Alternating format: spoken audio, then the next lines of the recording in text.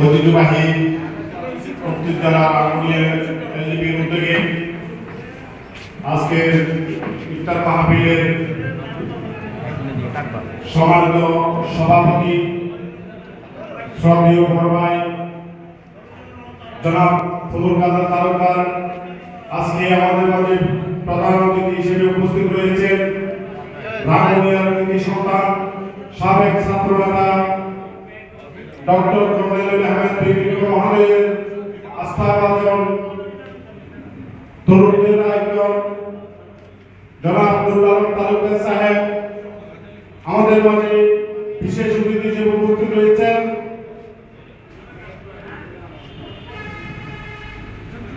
দক্ষিণ জেলা এলজিবির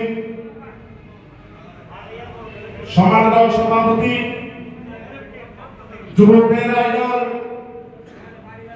জনাব ইয়াকুব আলী ভাই আমাদের মাঝে বিশেষ অতিথি হিসেবে উপস্থিত রয়েছেন। উত্তর জেলা এলজিবির সম্মানিত সাধারণ সম্পাদক জনাব নিজামুদ্দিন হারুন ভাই এবং সামনে অডিয়েন্স শ্রোতা ভাইরা, আসসালামু আলাইকুম ওয়া রাহমাতুল্লাহ।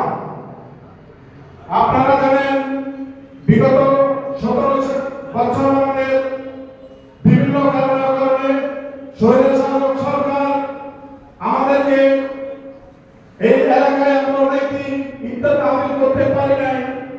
আজকে আমরা মন খুলে উজাড় করে একে অপরের সাথে এইভাবে আমার মনে হয় অনেকদিন আমরা দেখা সাক্ষাৎ হয় নাই। আজকে অনেক বছর পর এই স্বৈরশাসক সরকার যাওয়ার পরে আমরা আবার নতুন ভাবে ছাত্রদের মাধ্যমে আমাদের বিভিন্ন দলের মাধ্যমে সহযোগিতা করে আজকে আমরা নতুন বাংলাদেশ পেয়েছি। মনে হয় 1971 সালে একবার যুদ্ধ হয়েছিল, সে আবার 2024 আবার যুদ্ধের পর আমাদের একটি স্বাধীন হয়েছিল। বন্ধুরা, যেহেতু আমি গণতান্ত্রিক যুবদলের রাজনীতি করি, দায়িত্বে আছি, আমি বলবো এই চট্টগ্রাম উত্তর জেলার শক্তিশালী যুবদল করতে হবে, রাঙ্গুনিয়াকে তুলে ধরতে হবে। রাঙ্গুনিয়াকে তুলতে হবে কেন? আগামী দিনে যে সংসদ নির্বাচন হবে, আমাদের নুরুল আলম তালুকদার ভাই আমাদের দলীয় প্রেসিডেন্টের যে নির্দেশনা মোতাবেক এই রাঙ্গুনিয়া থেকে নির্বাচন করবে। অনেকে অনেক কিছু কথা বলবে, কিন্তু আমরা একটা প্রতিফল হবে না। কিন্তু এই রাঙ্গুনিয়াতে আমাদের যুবক ভাইদেরকে আমি অনুরোধ করবো, যারা আপনারা এলাকায় আছেন, আপনারা মেহরবানি করে কোথাও হয়ে যান। শক্তিশালী করতে হলে আপনাদের সংগঠিত হতে হবে, সংগঠন করতে হলে পাড়া ইউনিয়ন ওয়ার্ডে আমাদের যেতে হবে।